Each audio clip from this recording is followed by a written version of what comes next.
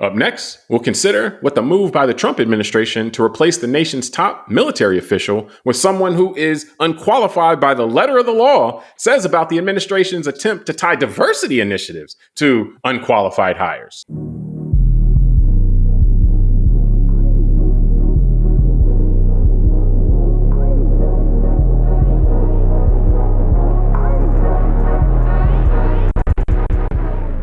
All right, so for our second topic today, we're discussing the firing of General Charles Q. Brown as the chairman of Joint Chiefs, the nation's top military official, and the nomination of Lieutenant General Dan Caine to replace him.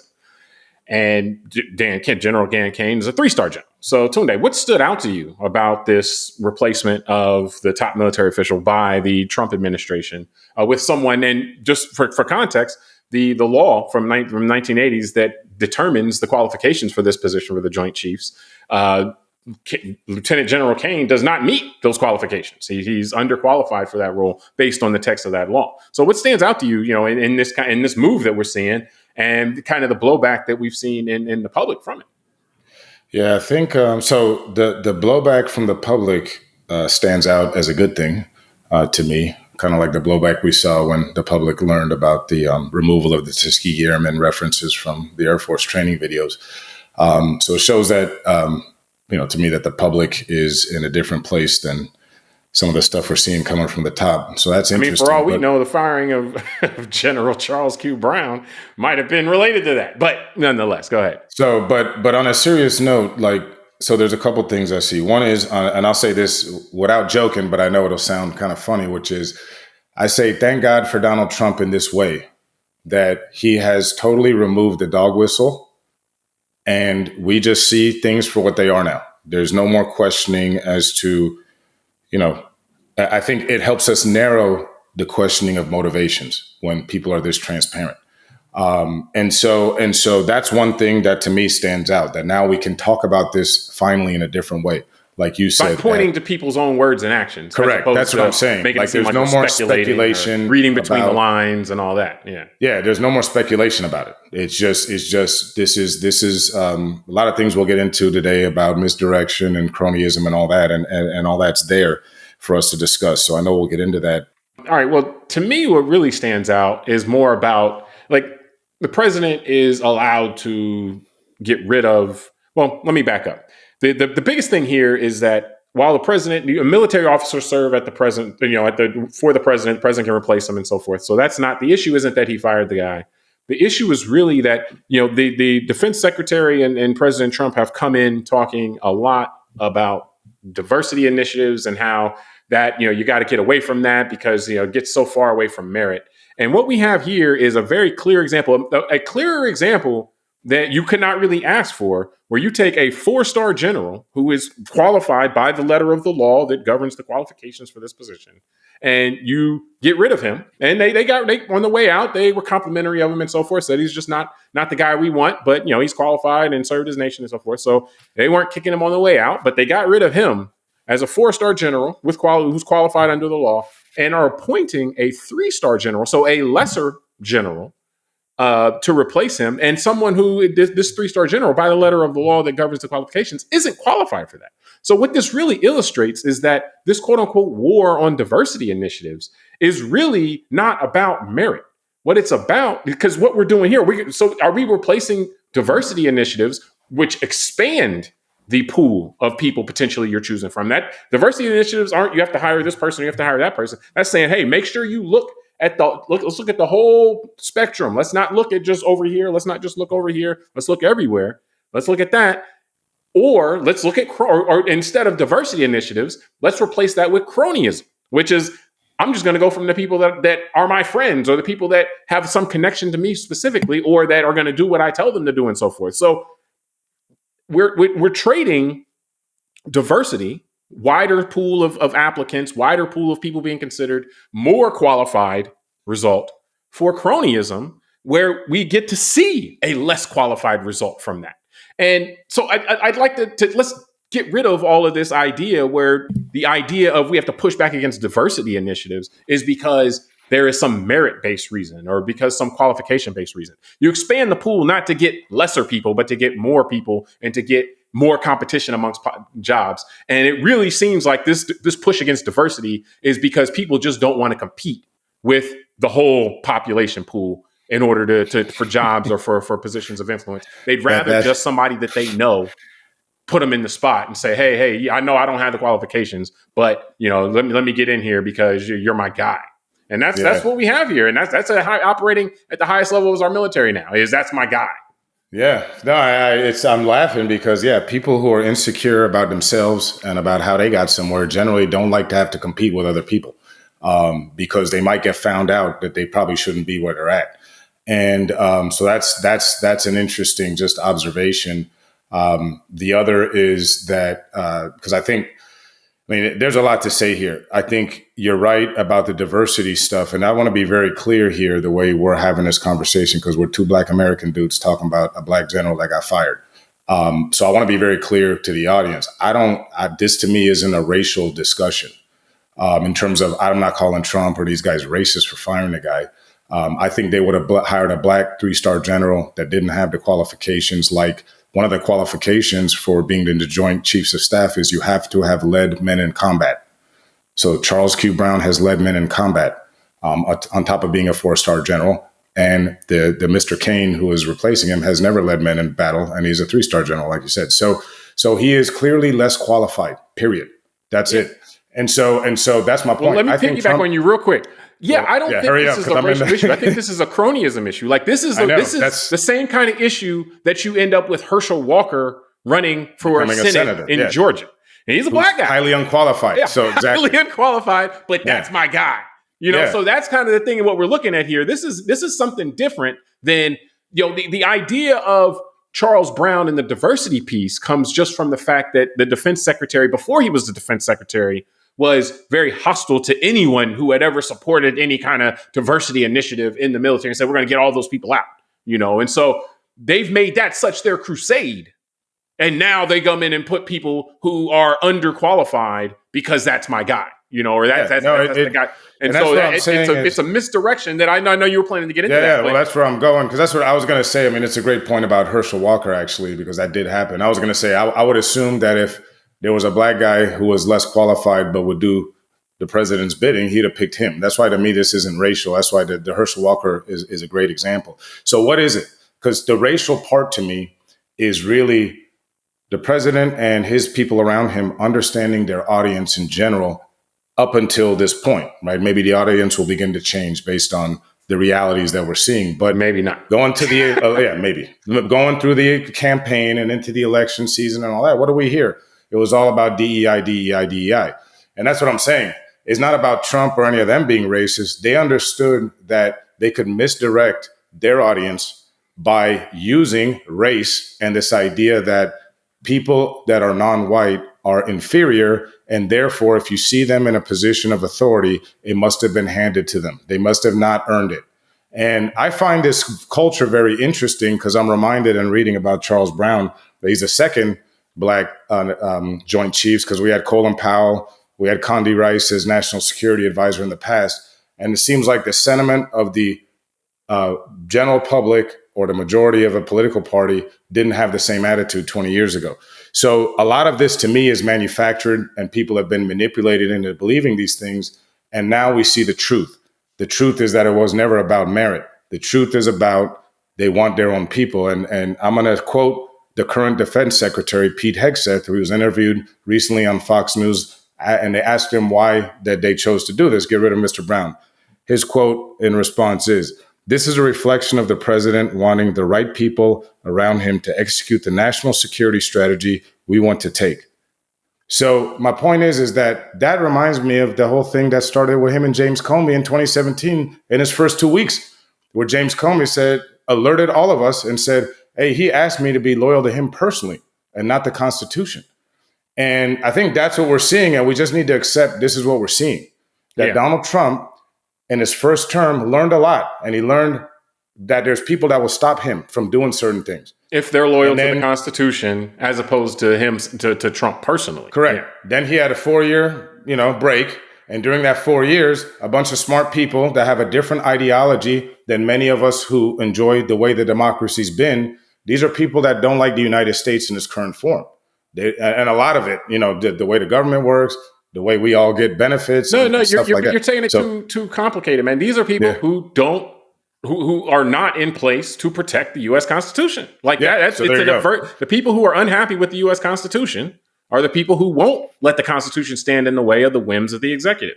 Yeah, and so now he comes back into the office and he knows what he's doing to make sure that someone like Charles Q. Brown, who, if asked to turn the military on American people, for example, as was attempted in 2020 in Washington, D.C. during one of the BLM protests when Trump, remember, held the Bible upside down, that Charles Q. Brown would probably be like General Milley. And General Milley refused to do so, yeah. Yeah, and so Trump has learned. That's why this isn't about Charles Q. Brown's race. It's about his loyalty, that he would be loyal to the United States first and not to a man. And that's what I think. Well, the thing is that's because he was in the position on his own merit. He wasn't beholden to the president to get into that spot. He was there based on merit. This new guy coming in is not there on his own merit. This guy comes in beholden to the individual, say, hey, man, thanks for putting me in here. I could have never got this without you. And so that's the setup here. And so what it is basically, and that's what you said, you talked about the people who respond to the DEI stuff. And honestly, I think that those who don't respond to that kind of Pavlovian way, we got to understand that those people are the marks. When people have an alternate agenda, you have to you throw race up or diversity or multiculturalism up in front of these people, and they just start, they can't control themselves anymore. They're sensitive to these type of messages and can be told anything. Once that's flashed in front of their face, they can be told anything. And the real agenda can go on without any kind of real resistance, even if that real agenda is about undermining the Constitution or putting people in place who are loyal to a man and not to the law. So that's what we're seeing here play out in real time in front of us, is that, okay, we're going to replace people who are in places in positions on their own merit, whether or not they've supported diversity, expanding the pool of applicants or people that could be in stuff. If they're in favor of that, that's an even better reason for us to point to, because that'll allow us to throw off a good percentage of the population who can't get past anything, who can't see anything else once you put that in front of them. And we're going to be, this is a move about, okay, Trump learned last time that if you have people in leadership positions who are loyal to the Constitution, then that will stop him from executing whatever it is he's trying to do. I don't know what it is that he's trying to do for sure, but I know that he doesn't want people in positions of power that are loyal to the Constitution. He wants people that are beholden to him. And so that's what we're seeing here. And unfortunately, we have a chunk of our population that can be thrown off the scent anytime that people want to, just by flashing, some race stuff in front of their face. Yeah. No, it's, I mean, look, that's the great misdirection of American culture through its history, the racial stuff. Every time, labor tried to organize in the 1920s and the steel mills and all that, it's like, the guy that owned the newspaper. White workers were organizing together exactly in the 20s and just put really a headline in there. Making the Capitol afraid. Yep. Yeah, like Negro rapes white woman, and then it all breaks up. So no, but that's what I'm saying is, I mean, it's just very obvious now this is the case, and that's what I mean by when I was saying at the beginning, like that's what Donald Trump actually has been very good for me, is because there's no dog whistles, there's no shame in the behavior. So here's a guy that picked somebody in his first term based on merit, and now is coming back and saying, I don't want this guy, and is using this misdirection thing. But it's pretty obvious, and this is what I want to quote from one of the articles we're citing, of how simple it is to get in this orbit. Mr. Caine, I guess the new Joint Chiefs guy, I'll quote from the article. He said, Trump said that Caine then, when he first met him in 2018, that he donned a MAGA cap and said, quote, "I love you, sir. I think you're great, sir. I'll kill for you, sir." And that's it. Like, if it seems like after this decade of dealing with our current president, that people that just show him that they love him are going to be in the orbit. And like you said, I'm more comfortable with people that love the United States first, but I recognize that we're going to now, and that's what I want to say, James. I think a lot of people are still trying to act like there's something else going on here. What we have going on here is a takeover of the United States and a trashing of the Constitution, because the Charles Q. Brown headline is the one that makes it. But the one that's underneath that's important too is they're trying to purge all the JAG officers. And the JAG officers are the lawyers of the military. Yeah. And then remember last week, the executive order where Trump cited that only the president and the attorney general can interpret U.S. law for the executive branch. So when you put all this together, if there was another president in charge, I'm sure people would have paranoia. But apparently, the point you said though, that the idea, and I think you mentioned this to me offline, the fact that Charles Q. Brown is a black guy actually helps in this effort to obscure the fact that the next guy coming in, the guy who's been appointed, is underqualified. You know, because that is that takes for one, people who may be in opposition to anything Trump does, is they're going to fixate on that part, like, oh, they took out the black guy, yada yada yada, and miss kind of the bigger point that yes, I agree. The guy who got taken out was a black guy, and they try to link him with diversity, or at least they had tried to link him with diversity and supporting diversity in the past. But what's really happening is that an underqualified person, a person who's not qualified for the job, based on, again, this isn't an opinion, this is based on the law that was, from the 80s on what the qualifications of his positions are. He doesn't have those qualifications. It's being put in place in a position in a way that is going to be about personal loyalty, the kind of personal loyalty that James Comey wouldn't give, that General Milley wouldn't give, that General Brown apparently wouldn't give. But now we're going to cycle through people to find these people that do personal loyalty, so that the Constitution becomes secondary in how the laws are executed, which is just not the United States that we are supposed to live in, but the thing that I do want to close this up, but the thing that I think a lot of people are missing on this is that the Constitution is not self-executing. The Constitution doesn't get up off the paper and start saying, okay, guys, here's what has to happen. Here's what, people, the Americans, have to protect and defend the Constitution. That's the oath of office. That's the oath of enlistment when you're talking about military. And so when these efforts to sidestep or avoid the Constitution are happening, it's the people who have to, people in positions of power, or the people in general that have to resist that, whether through the other branches of government or what have you, court system and so forth. So we're entering into a period where these chess pieces are being positioned in a way that we should be alarmed in, because again, it doesn't seem to be about the Constitution, and diversity seems to be an effective throw off, you can, again, Pavlovian response for a good chunk of the population that has said they care about merit, but once something black or some kind of race issue gets put in their face, that's all they can see.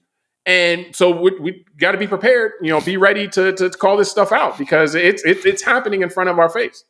No, it's funny. I'm laughing because the way you call these people Marx is so good. And I don't want to make fun of people, but it's also like the whole. Well, hold on, it's not me. Yeah. I'm not calling them a mark as a pejorative. I'm pointing out that the people who are giving them these messages see them as marks. I agree. I'm not the one. They are marks. Mark. Yeah, I'll call them a mark. They are. They're being targeted. Treating them like marks. No, they are marks because they are targeted for manipulation, and it's effective. It works, and they fall for it. So they're a mark. But the point is, it's not you or I that is targeting them.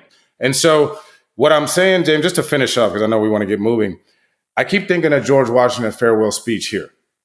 And I'm not going to get into it all that. People can look it up. But it's just the idea that this is not the United States that the founders envisioned in the way that this is going now, like we're talking about, really getting rid of these kind of checks and balances and a lack of loyalty to the idea of the system and the Constitution and the fealty to a man. Let's make that a little less abstract. This isn't the country. Go ahead. Then I want to come back. But into the Constitution, what they imagined, cool, whatever. But this isn't what's written down. They wrote it down. We can see it. We can still see it. They wrote it down, just like you said with the George Washington speech. It's written down. We don't. It's like the Cornerstone speech is written down, but no one wants to look at this stuff. That's why I just can't. Hey, maybe if you could fit it in a TikTok, we'd have a shot. But maybe. Well, then we won't have a country though. But either way, I guess. So here's this. Why I just want to finish with this. So when you see people that, like we're talking about, only want the loyalty to themselves, and we're in this American system, because think about what we're talking about here. King George, as a king, would have said the same thing to each of the governors, right? Here in the colonies. Hey, you got to be loyal to me. I don't care what those people in Massachusetts or South Carolina are telling you and whatever taxes they're upset about. You got to be loyal to me.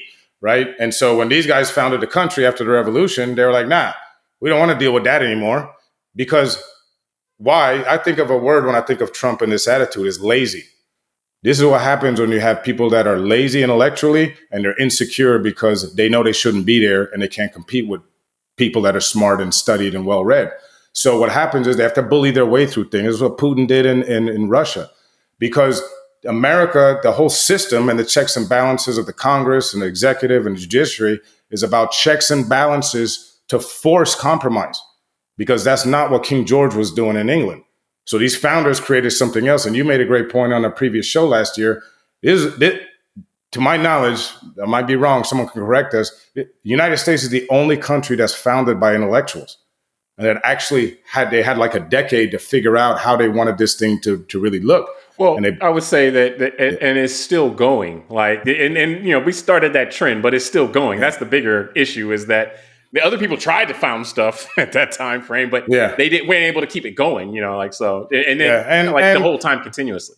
And I'll get off my soapbox here, but maybe this is the reason why the United States at 250 years old, roughly, is the oldest democracy in human history, when humans been around for a very long time. So maybe this is why that at some point they all collapse.